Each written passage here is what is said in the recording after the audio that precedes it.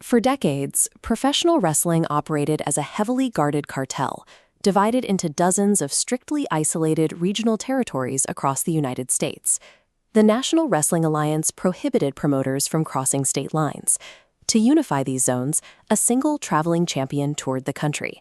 Meanwhile, the Capital Wrestling Corporation held a lock on the densely populated Northeast, generating a massive revenue stream that outpaced the country. In 1982, Vince McMahon Jr. purchased the company from his father.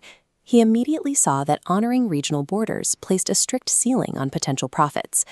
McMahon began syndicating his television programs across the country and selling videotapes nationwide.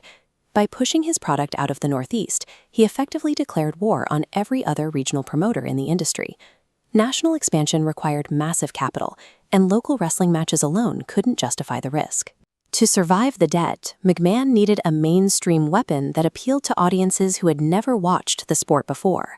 That weapon was Hulk Hogan. McMahon used Hogan's larger-than-life persona to pivot the product away from traditional wrestling and toward character-driven sports entertainment. Hogan already had national recognition from his role in Rocky III. His crossover fame gave the promotion immediate credibility with a mainstream audience that the regional territories couldn't reach. The company then launched the Rock and Wrestling Connection on MTV. Bringing in pop stars and celebrities attracted millions of viewers who tuned in for the spectacle rather than the athletic competition.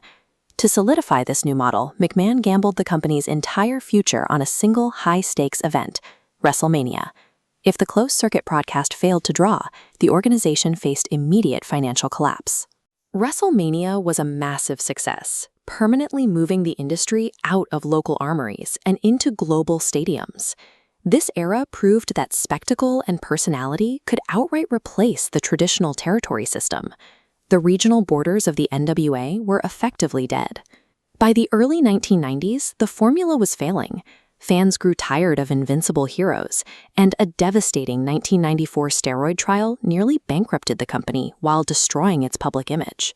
The financial strain allowed World Championship Wrestling, backed by the billions of media mogul Ted Turner, to poach the WWF's biggest stars and launch a direct assault on McMahon's market share. McMahon initially countered with the new generation, focusing on younger, technically gifted athletes like Shawn Michaels and Bret Hart. This chart tracks the weekly ratings during the Monday Night Wars. As the data shows, the strategy failed. WCW presented an edgier, more unpredictable product and consistently crushed the WWF in viewership for nearly 2 years.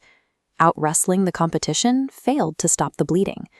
To avoid bankruptcy, the promotion had to abandon its traditional standards and become something far more dangerous.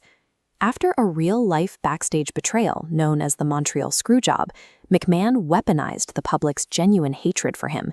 He transformed into the tyrannical on-screen villain, Mr. McMahon. To fight this corporate villain, the company pushed Stone Cold Steve Austin, a violent, foul-mouthed anti-authority figure who resonated with a cynical adult audience. This started the Attitude Era. The company actively discarded its family-friendly identity, replacing it with profanity, extreme violence, and unpredictable episodic drama. This radical shift in tone instantly reversed the ratings decline and ultimately dismantled WCW's momentum. The organization survived by cannibalizing its own established brand, proving that longevity in this industry relies on a brutal willingness to reinvent itself during a crisis. In 2001, the war ended. McMahon purchased a bankrupt WCW and later ECW for a fraction of their original value. With the territories dead and the competition absorbed, McMahon held absolute control over the professional wrestling landscape. A legal trademark dispute later forced the final shift from WWF to WWE, marking the transition from a sports promotion to a global media entity.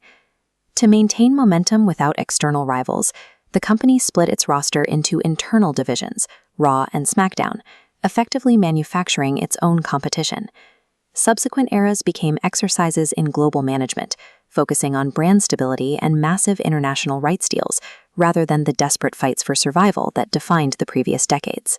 The transformation from a regional territory to a global monopoly succeeded because the organization treated its own history as expendable, discarding its established traditions the moment a new